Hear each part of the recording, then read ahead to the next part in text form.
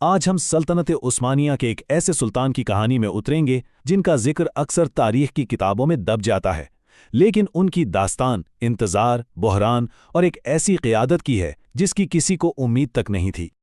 ذرا ایک لمحے کے لیے سوچیں، کیا کوئی شخص 36 سال قید میں گزارنے کے بعد ایک پوری سلطنت کو سنبھال سکتا ہے؟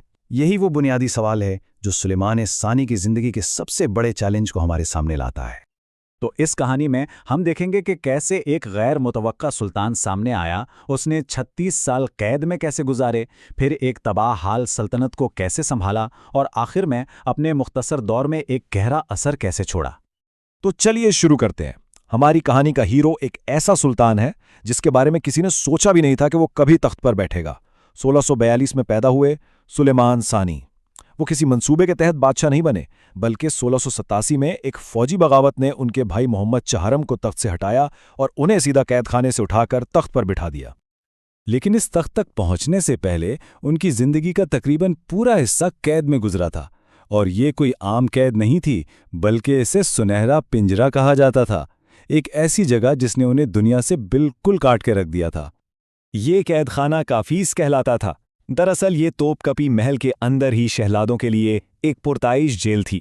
اس کا مقصد یہ تھا کہ تخت کے ممکنہ دعوے داروں کو الگ تھلگ رکھا جائے تاکہ بغاوت کا کوئی خطرہ ہی نہ رہے، اور اسی کافیس نے سلیمان کی تقریباً پوری جوانی کو شکل دی۔ اور یہ قید 1-2 سال کی نہیں تھی، پورے 36 سال۔ سوچیں، ایک انسان دنیا سے مکمل طور پر کٹ کر بغیر کسی سیاسی یا فوجی تجربے کے زندگی کے 36 سال گزار دے، کیسی تنہائی ہوگی وہ۔ تو جب سلیمان کو آخرکار اس پنجرے سے نکالا گیا تو سلطنت کا حال کیا تھا؟ 1687 کا سال سلطنت عثمانیہ کے لیے ایک خوفناک بحران کا سال تھا۔ سلطنت بالکل تباہی کے دہانے پر کھڑی تھی۔ ہر طرف آفراتفری تھی۔ ایک طرف محاج کی جنگ میں بری طرح شکست ہوئی تھی، دوسری طرف دارالحکومت میں فوج نے بغاوت کر دی تھی۔ آسٹریا کی فوجیں عثمانی علاقوں میں گھستی چلی آ رہی تھیں، اور جو کریمیا کے اہم اتحادی تھے وہ بھی ساتھ چھوڑ گئے تھے۔ مطلب حالات اس سے برے نہیں ہو سکتے تھے۔ لیکن یہیں سے کہانی کا رخ بدلتا ہے۔ جب سب کو لگ رہا تھا کہ اب کچھ نہیں ہو سکتا، تب سلیمان نے، جس کے پاس کوئی تجربہ نہیں تھا، ایک ایسا فیصلہ کیا جس نے نہ صرف ان کے دور حکومت بلکہ پوری سلطنت کی قسمت بدل کر رکھ دی۔ سن 1689 میں سلیمان ثانی نے اپنا سب سے اہم اور فیصلہ کن قدم اٹھایا۔ انہوں نے کوپرولو خاندان کے ایک انتہائی ذہین اور قابل شخص فضل مصطفیٰ پاشا کو اپنا وزیر اعظم بنا دیا۔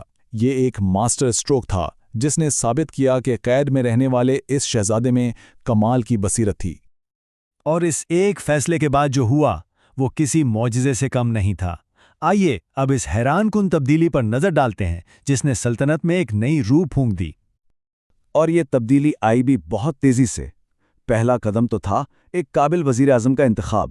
اس کے فوراً بعد سربیا میں آسٹرین فوج کو روکا گیا، پھر مقدونیہ اور بلغاریہ کی بغاوتوں کو ختم کیا گیا، اور سب سے بڑی کامیابی 1690 میں بلغراد جیسے اہم شہر پر دوبارہ قبضہ کرنا تھا۔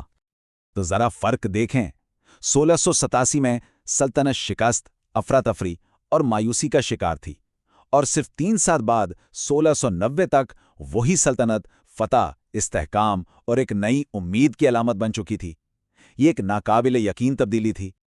سلیمان کا دور حکومت بھلے ہی بہت چھوٹا تھا، لیکن اس کا اثر بہت گہرا اور دور تک جانے والا تھا۔ ان کی میراث دراصل بحران کی آگ میں جل کر ہی بنی تھی۔ صرف 4 سال سے بھی کم کا عرصہ، اور اس میں کیا کچھ نہیں ہو گیا۔ 1687 میں تباہی کے عالم میں تخت ملا، 1690 میں ایک بہترین وزیر اعظم چنا، 1690 میں ایک بڑی فتح حاصل کی، اور 1691 میں 49 سال کی عمر میں انتقال کر گئے، لیکن اپنے پیچھے ایک مستحکم سلطنت چھوڑ گئے۔ لیکن ان تمام کامیابیوں کے پیچھے ان کی ذاتی زندگی کافی مشکل اور دکھ بھری تھی۔ ان کی 6 بیویاں تو تھیں، لیکن کوئی اولاد نہیں ہوئی۔ صحت بھی اکثر خراب رہتی تھی، یہاں تک کہ اپنے دور حکومت کا آخری آدھا حصہ انہوں نے بستر پر ہی گزارا۔ تو سلیمان ثانی کی کہانی کا سب سے بڑا سبق کیا ہے؟ یہی ہی کہ ان کے دور نے سلطنت کو ایک یقینی تباہی سے بچا لیا، اور یہ اس بات کا زندہ ثبوت ہے کہ بحران کے وقت ایک صحیح فیصلہ اور ایک مضبوط قیادت تاریخ کا رخ موڑ سکتی ہے۔ تو آخر میں یہ سوال ہمارے ذہن میں آتا ہے کہ ایک عظیم حکمران کون ہوتا ہے؟ وہ جس کا دور حکومت بہت لمبا ہو، یا وہ جس کے دور کا اثر بہت گہرا ہو؟ سلیمان ثانی کی کہانی ہمیں اس پر سوچنے پر مجبور کرتی ہے۔